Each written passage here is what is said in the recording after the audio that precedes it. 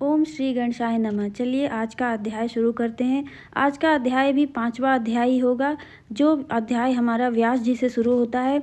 व्यास जी बोलते हैं, लोक पितामह अपने राजा रुक्मांगद का बड़ा सुंदर चरित्र सुनाया, किंतु ऋषि पत्नी मुकुंदा के विषय में कुछ नहीं कहा। उसकी दुष्टता का पता ऋषि को कैसे पता चला और लगा तो फिर क्या हुआ। ब्रह्मा जी बोले, हे सत्यवती नंदन, मुकुंदा की दुष्टता का ऋषि को तो पता नहीं लगा, लेकिन सहस्राक्ष इंद्र ने यह बात जान ली। उसने राजा रुक्मांगद का रूप बनाया और ऋषि पत्नी के पास जा पहुंचा। मुकुंद उसे देखकर हर्ष विभोर हो गई। उनके मिलन के फलस्वरूप मुकुंदा के गर्भ से एक तेजस्वी पुत्र उत्पन्न हुआ। ऋषि ने हर्षित मन से उसका समस्त संस्कार कराया और उसे समस्त वेद वेदांगादि का ज्ञान कराया। उन्होंने उस बालक का नाम ग्रीष्मत रखा। एक बार मगध देश के राजा के यहाँ श्राद्ध था। उसमें अनेक ऋषि महर्षि आमंत्रित थे। ग्रीष्मत भी उस अवसर पर निमंत्रित था। वहाँ ऋषियों और विद्वानों के समाज में शास्त्र चर्चा चलने लगी तो ग्रीष्मत बीच बीच में बोलकर अपनी विद्वता दिखाने लगा। इस पर एक ऋषि को क्रोध आ गया और उसने उससे कहा, रुक्मांगद, निरर्थक बड़प्पन मत बघारो। वस्तुतः तुम ऋषि पुत्र नहीं वरन क्षत्रिय पुत्र हो। तुम्हें तो हमारे साथ बैठने का अधिकार भी नहीं है। फिर क्या था। ग्रीष्मत तुरंत उठकर अपनी माता के पास गया और पूछने लगा, माता, मैं किसका पुत्र हूँ। मुकुंदा ने कहा, पुत्र अपने पिता का ही होता है, इसमें कैसी शंका। किंतु इस उत्तर से वह संतुष्ट न हुआ और उग्र रूप धारण करके बोला, उल्टे तेरा पाप खुल गया है, मुझे सत्य बता, अन्यथा ठीक नहीं होगा।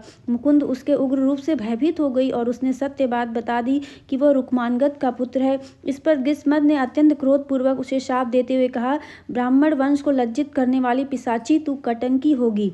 ग्रीष्मत की माता का शाप। पुत्र के मुख से अपने लिए अपना यह क्रोध सुनकर उसे भी क्रोध आ गया और वो कांपती हुई वाणी से बोली, अरे मूढ़, अपनी जननी को शाप देता है। जा दुष्ट, तुझे तेरे इस अपराध का भयानक दंड मिलेगा। तुझे अत्यंत भयंकर महाबली पुत्र की प्राप्ति होगी, जिसके घोर अत्याचारों से समस्त संसार शुद्ध हो जाएगा।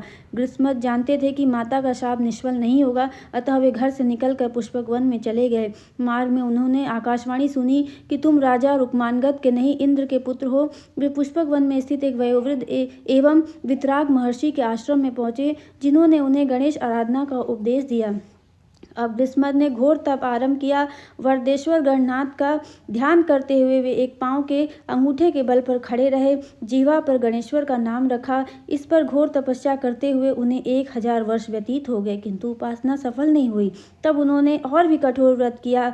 केवल एक जीर्ण पत्ता पाते हुए ही 15,000 वर्ष व्यतीत कर दिए। अंत में भक्तवत्सल भगवान गजानन को आना ही पड़ा। हे व्यास, उस समय उनका तेज हजारों सूर्यों के समान था। मस्तक पे चंद्रमा और कंठ में विशाल कमल माल, बड़े बड़े तालपत्र के समान कानों में कुंडल सुशोभित थे। सर्पों का यज्ञोपवीत धारण किए हुए वे 10 भुज गणेश सिंह पर सवार थे। उनके साथ उनकी दोनों पत्नियां सिद्धि बुद्धि भी थीं। ग्रीष्मत अपने उस रूप को देखते हुए बहुत ही आश्चर्यचकित हो गए। उस समय उन्होंने अपने शरीर का भी ध्यान नहीं किया। किंकट विमूढ़ के समान वे खड़े रहे और एकटक देखते रहे। गणेश जी ने भक्त की ऐसी विह्वल अवस्था देखते हुए कहा, भक्तराज, मैं तुमसे अत्यंत संतुष्ट हूँ। जो इच्छा है वो मांग लो, मैं उसे अवश्य पूर्ण करूंगा। ग्रीष्मत सावधान हुए। उन्होंने साष्टांग प्रणाम करके निवेदन किया, प्रभु, यह मेरा सौभाग्य है कि मुझे आपके मंगलमय दर्शन प्राप्त हुए। हे नाथ, यह पुष्पक वन अब आगे से गणेशपूर्ण कहा जाने लगे और आप स्वयं यहाँ निवास करके भक्तों की कामना पूर्ण करते रहें। वरदराज ने तथास्तु कहकर वर प्रदान किया और फिर बोले, भक्तवर, तुम्हें एक अत्यंत बलशाली पुत्र की प्राप्ति होगी, जो तीनों लोकों की ख्याति प्राप्त करेगा।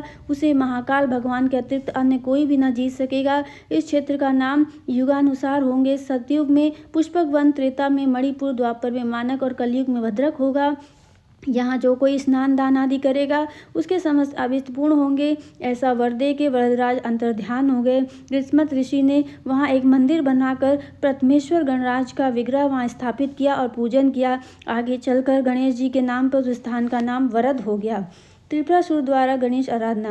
ग्रीष्मत अब केवल भगवान गजानन की उपासना में लगे रहने लगे, परंतु एक दिन उन्होंने एक अत्यंत तेजस्वी बालक को स्वयं प्रकट हुए देखा तो बड़े आश्चर्यचकित हुए। वह बालक उनसे नम्र वाणी बोला, मैं आपकी चीख से उत्पन्न हुआ था, आप ही का पुत्र हूँ। जब तक मैं अपने पैरों पर खड़ा नहीं होता तब तक आप मेरा पालन कीजिए, फिर तो मैं स्वयं ही पौरुष हो जाऊंगा और देवताओं और तीनों लोगों को जीत लूंगा। उसकी बात सुनकर ग्रीष्मत कुछ करे, उन्हें माता के वचन याद आ गए, परंतु करते भी तो क्या करते। उन्होंने बालक से कहा, पुत्र तुम गणेश जी की उपासना करो। यह कहकर उन्होंने गणेश जी का मंत्र देकर उपासना विधि भी बतला दी। बालक वहां से चला गया। उसने एकांत में वन में जाकर वरदराज की आराधना आरंभ की। वह भी एक पांव के अंगूठे से खड़ा रहकर तपस्या करता रहा। उसे भी पिता के समान निराहार रहकर घोर तप करते हुए 15,000 वर्ष व्यतीत हो गए। भगवान गणाधीश्वर प्रसन्न हो गए। उन्होंने एक भयानक शब्द के साथ उसे दर्शन दिया।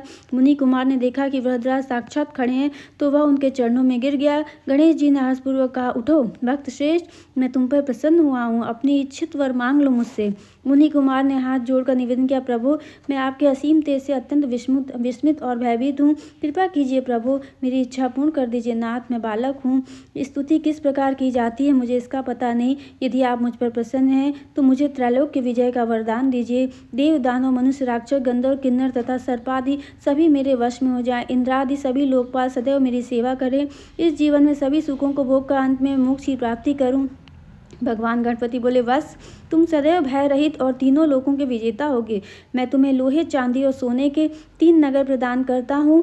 इन्हें भगवान शंकर के अतिरिक्त कोई भी तोड़ न सकेगा। यह तीनों पुर शिव जी के एक ही बाण से टूट जाएंगे। इन तीनों पुरों के स्वामी होने का तुम्हारा नाम त्रिपुर हो जाएगा। वर प्रदान कर गणेश जी अंतर्हित हो गए।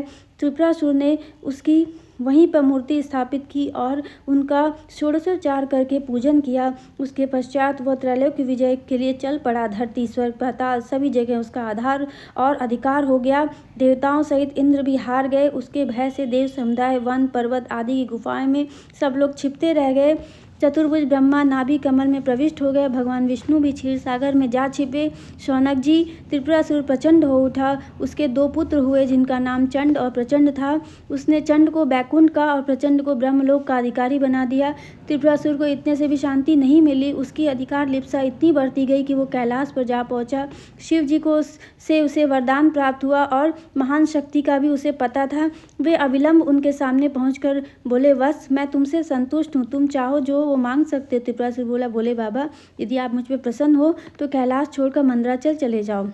शिवजी समझ गए कि कैलाश छोड़े बिना तो काम नहीं चलेगा, इसलिए तुरंत ही मंदरगिरी को प्रस्थान कर गए। इस प्रकार संसार भर में असुर साम्राज्य छा गया। देवताओं द्वारा श्री गणेश जी का पूजन हुआ। गिरी कंदराओं में छिपे हुए इंद्र सहित सब देवता अत्यंत दुखित थे। उनकी समझ में नहीं आ रहा था कि असुर पर विजय कैसे प्राप्त हो।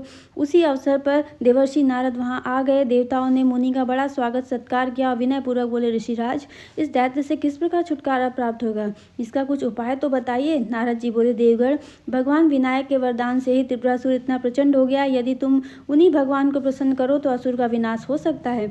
यह कहकर नारद जी चले गए। देवताओं ने गणेश जी की आराधना आरंभ की। उनकी मंत्र मूर्ति का षोडशोपचार किया, जिसके से प्रसन्न होकर वरदराज गणेश जी प्रकट हुए। उन्होंने उनको अपने सामने देखकर पगड़ गदगद कंठ से प्रार्थना करने लगे, हे परमात्म स्वरूप आपको नमस्कार है। हे अखिल विश्व के कारण स्वरूप आपको नमस्कार है। हे सबके कर्ता प्रभु, हे सभी इंद्रियों में निवास करने वाले गजानन आपको नमस्कार है। हे नाद, आप भक्तों के मनोरथ पूर्ण करने वाले तथा विश्व के विधान में दक्ष हैं, आपको नमस्कार है। हे दैत्यों का विनष्ट करने वाले हेतु रूप आपको नमस्कार है। हे सर्व संकटों को नष्ट करने वाले वरदराज आपको नमस्कार है। सूर्य जी बोले, हे शौनक, देवताओं को इस प्रकार प्रार्थना करने पर गणेश जी ने प्रसन्न होकर कहा, देवताओं मैं तुम्हारी स्तुति से बड़ा प्रसन्न हुआ हूँ। तुम क्या चाहते हो, मांगो मैं तुम्हें दूंगा। देवताओं ने हाथ जोड़कर निवेदन किया, वरदराज प्रभु इसमें संदेह नहीं कि आप सब कुछ दे सकते हैं, परंतु शंका यह है कि आपके वर की प्रचन्नता को प्राप्त करके त्रिपुरासुर का दमन अब किस प्रकार होगा, क्योंकि आप अपने ही वचन को मिथ्या तो नहीं कर सकते। गणेश जी ने कहा, मैं तुम सबकी रक्षा करूंगा, त्रिपुरासुर तुम्हारा कुछ भी ना बिगाड़ सकेगा। देवगण बोले, प्रभु हम उसी के भय से तो मारे मारे फिर रहे हैं। हमारा राज्य छिन गया, यज्ञ के ना होने से आजीविका भी नष्ट हो गई है। इस गिरी कंदरा में भूखे प्यासे रहते हुए हम अत्यंत क्षीण बल और दीन हो गए हैं। यहाँ भी हमें दुर्दान दैत्य का सदा भय लगा रहता है। गणराज ने संतना दी, यह सब समय का प्रभाव है। देवताओं जब तक तुम ऐश्वर्यशाली, तुम्हारा समय चला गया है, तब तक यह संकट काल भी कुछ दिन रहेगा और चला जाएगा। देखो काल चक्र कभी रुकता नहीं, यह सदैव घूमता रहता है। यद्यपि आज वह दैत्य दुर्दांत हो रहा है, किंतु उसका पतन निश्चित है। देवताओं ने निवेदन किया, परंतु अब अपनी स्थिति से हम ऊब गए हैं। प्रभु आपने उसे इतनी शक्ति प्रदान की है तो आप ही उसकी शक्ति का हरण भी कर सकते हैं। अतएव हम निराश्रितों को आश्रय प्रदान कीजिए प्रभु, हमें विपत्ति से शीघ्र छुड़वाइए दीनबंधु। यह कहकर देवगण उसके समक्ष दीन भाव से नतमस्तक हो गए। गणेश जी ने उनकी विपत्ति का अनुमान किया और बोले, देवगण मेरा पूजन करते रहो, भक्ति भाव से की गई मेरी उपासना कभी निष्फल नहीं होती। यह कहकर गणेश जी अंतर्ध्यान हो गए। देवता पुनः उनकी भक्तिपूर्वक उपासना करते रहे। उधर भगवान गणेश जी स्वयं ब्राह्मण का वेश धरकर त्रिपुरासुर के पास पहुंचे। उसने एक तेजस्वी ब्राह्मण का आगमन देखकर अर्धपाद्यादि से उनका सत्कार किया और फिर बोला, भगवान आप कौन हैं, मैं आपकी क्या सेवा करूं। त्रिपुरासुर से गणेश प्रतिमा की याचना। विप्रेष्ठधारी गणेश जी ने कहा, दैत्यराज मेरा नाम कलाधर है। मुझे भगवान शंकर द्वारा पूजित उस गणेश प्रतिमा की अभिलाषा है जो कैलाश में विद्यमान है, उसे मुझे दे दो। त्रिपुरासुर बोला, वह प्रतिमा तो मैं दे दूंगा। यह कहकर उन्होंने अपने अनुचरों को प्रतिमा लाने का आदेश दिया, किंतु जब भगवान शंकर कैलाश छोड़कर मंदराचल पर चले गए थे तब उस प्रतिमा को भी साथ ले गए। अनुचरों ने लौटकर यह बात निवेदन की। त्रिपुरासुर ने वह प्रतिमा भगवान शंकर से लाकर देने को कहा और ब्राह्मण रूपधारी गणपति को उनके रत्नाभूषण, मृगचर्म, सुरभि, गौ, घोड़ा, हाथी, रथ आदि प्रदान किया। दैत्यराज का आदेश पाकर भगवान शंकर के पास दूत पहुंचे और उन्होंने उनसे गणेश प्रतिमा देने का कहा। शिवजी ने बोला, वह प्रतिमा तो मैं नहीं दे सकता, अपने स्वामी से जाकर कह देना भविष्य में ऐसा साहस ना करें। दूत बोला, प्रतिमा को तो आपको देना ही होगा, मेरे स्वामी का आदेश न मानने पर आपको पता है उनमें कितनी शक्ति है, अतएव भलाई इसी में है कि प्रतिमा तुरंत दे दें। शिवजी कुपित हो गए, बोले, जाता है या नहीं जाता है, अधिक बकवास करेगा तो तुझे भस्म कर दूंगा। शिवजी को क्रोधित देखकर दूत अपने प्राण लेकर भागा और उसने त्रिपुरासुर के पास जाकर यह सब बात बताई। दैत्यराज ने आदेश दिया, मंदरागिरी पर आक्रमण करो और उसको वहां से मार भगाओ। फिर क्या था, दैत्य की सेना एकत्र होकर कूच कर दी वहां पर और उधर देवताओं को पता चल गया कि एकत्रित होकर वे सभी भगवान शंकर के लिए चले जा रहे हैं। इसमें घोर संग्राम छिड़ गया। देव सेना का संरक्षण भगवान शंकर स्वयं कर रहे थे, परंतु दैत्यों का बल बहुत गाढ़ था, इसलिए शिव जी की संरक्षा प्राप्त होते हुए देवगण उनके समक्ष न ठहर सके, वरन रण क्षेत्र छोड़कर इधर उधर भाग निकले। यहीं पर हम अध्याय खत्म करते हैं और इसके आगे का अध्याय हम अगले भाग में लाएंगे और आशा करते हैं कि आपको यह अध्याय पसंद आया होगा। अगर पसंद आया है तो हमारे चैनल को सब्सक्राइब जरूर करें और ऐसे और कहानी और कथा सुनने के लिए, पुराणों को सुनने के लिए हमारे चैनल में आप ऐसे ही बने रहें। तब तक के लिए आप सभी को